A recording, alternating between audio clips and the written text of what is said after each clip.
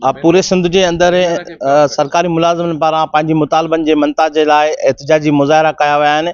मुख़्तलिफ़ जेके सिंध जे अंदरि सरकारी इदारा आहिनि उन्हनि खे जेको आहे सो बाइकाट कयो वियो आहे, तालाबंदी कई वई आहे, जंहिंमें पटेल जे सॾ ते मुकमल तौर ते सिंध जा सरकारी जेके स्कूल आहिनि प्राइमरी उहे बंदि कया विया आहिनि। एजुकेशन जा बंदि कया आहिनि मुकमल तौर ते प्राइमरी सरकारी अस्पतालूं, उनखां पोइ रेवेन्यू खाता डिपार्टमेंट, उनखां पोइ जेको आहे सो जेके बि बलदियात जा इदारा आहिनि उन्हनि खे मुकमल तौर ते बंदि कयो आहे। उन ई हवाले सां हिते जेको आहे सो लखी गुलाम शाह तालके जे अंदरि पटेल सिंध जे सदर गुलाम रसूल महर साहब ऐं उन सां गॾु ॿिया अॻुवान मौजूदु आहिनि। अचो त उनखां पुछूं था त उन्हनि जा कहिड़ा मुतालबा आहिनि।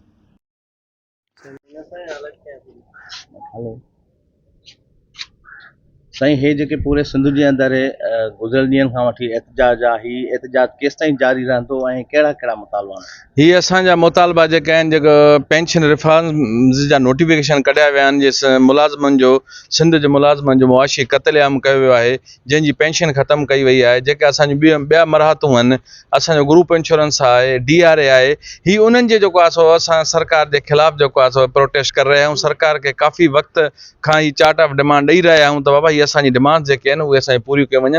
असांजो पेंशन में रिफॉर्म्स करे असांजो जेको मुलाज़िमनि जो क़त्लेआम कयो वियो आहे उहो नोटिफिकेशन वापसि वरितो वञे, पर हिन महिल ताईं सरकार का बि शइ जेको आहे ॿुधण लाइ तयारु न आहे। इन करे सॼी सिंध सरापा एहतिजाज आहे। ही 2 महीननि खां प्रोटेस्ट हले पियो ऐं कल्ह खां वठी जेको आहे पूरा इदारा ही सिंध जे सभिनी मुलाज़िमनि जो इतिहाद आहे।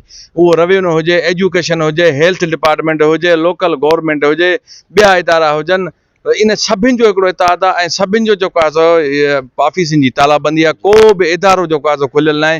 तालीमी इदारा सभु ऑफिसूं बंदि आहिनि। लिहाज़ा ही जेको बि नुक़सानु थी रहियो आहे ही सिंध सरकार पाण कराए रही आहे। हुन में सिंसियर न आहे। जे सिंसियरिटी हुजे त असां मुलाज़िमनि सां वेही असांजे मसइलनि खे हल करे ऐं हिन मुल्क मां हिन सिंध में जेका बेचैनी मुलाज़िम उहा ख़तमु कई वई। ॿियो छा अमल जोड़ियो वियो आहे? असांजो ॿियो अमल आहे त हीअ असांजो 5 ॾींहंनि जो प्रोटेस्ट आहे। हीअ असांजो तालाबंदीअ जो उन खां पोइ 6 तारीख़ ते 6 अक्टूबर ते जेको आहे सो कराची में बिलाल हाउस जे अॻियां